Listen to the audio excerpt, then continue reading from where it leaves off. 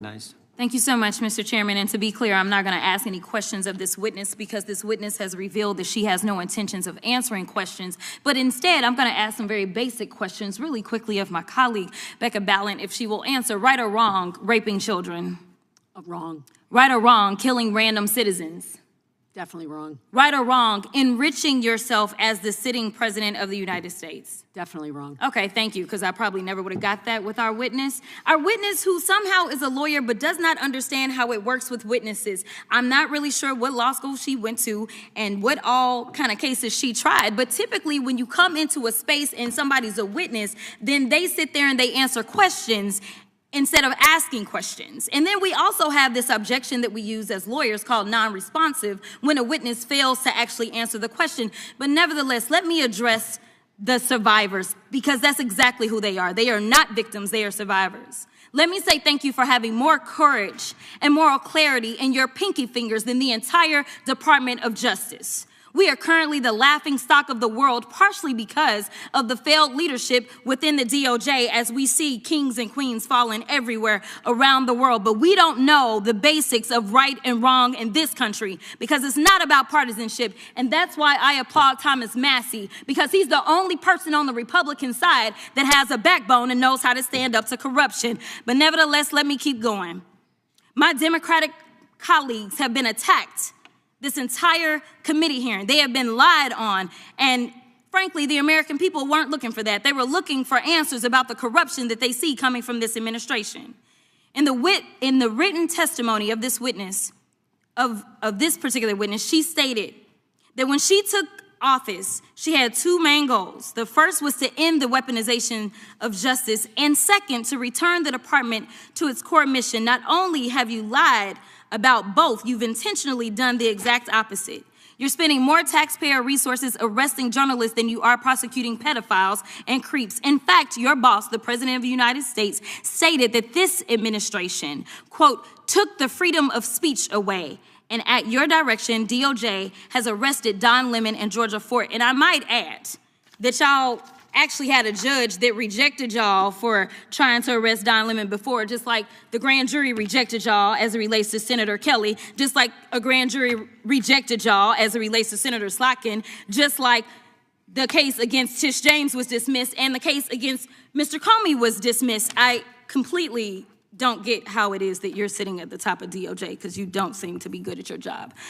You're spending more taxpayer resources arresting these journalists. In fact, we know after Georgia Fort and Don Lemon were arrested, we know that there were homes of journalists that were raided.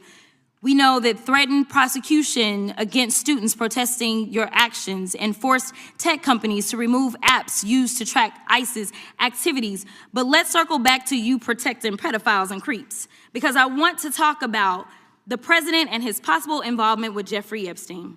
Now, I don't know what the president might have done with Jeffrey Epstein, but unlike this administration, I believe that facts matter, so let's talk about the facts. Fact number one, Donald Trump is one of the most named people in the Epstein files. At least 5,000 files contains more than 38,000 references to Trump, his wife, or Mar-a-Lago. Fact number two, Jeffrey Epstein and Ghislaine Maxwell made young girls available to Trump on multiple occasions. For example, according to this file, Ghislaine Maxwell presented a young girl to President Trump who spent more than 20 minutes apparently flirting with her.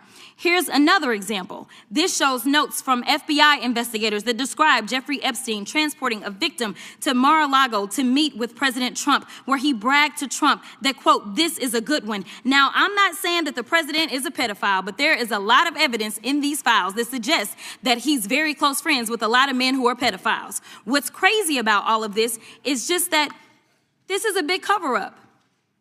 And this administration is engaged in it. In fact, this administration is complicit.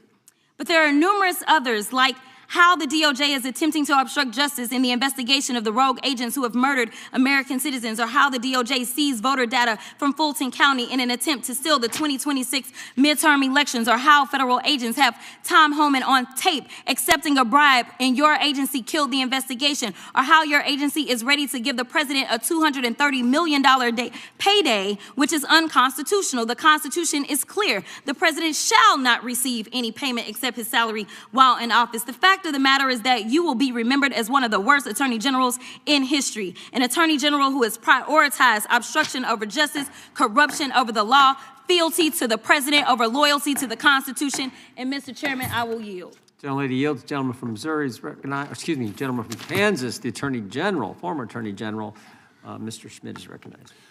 Thank you, Mr. Chairman, and General Bondi, thanks for being here. Did you have anything you wanted to say before we talk? I do. Thank you, Congressman. Thank you, my friend, for many years. I find it interesting that she didn't even want to try, Congresswoman Crockett, to ask any questions, because she certainly did not condemn her leader, Hakeem Jeffries, for taking money from Jeffrey Epstein after Epstein was convicted.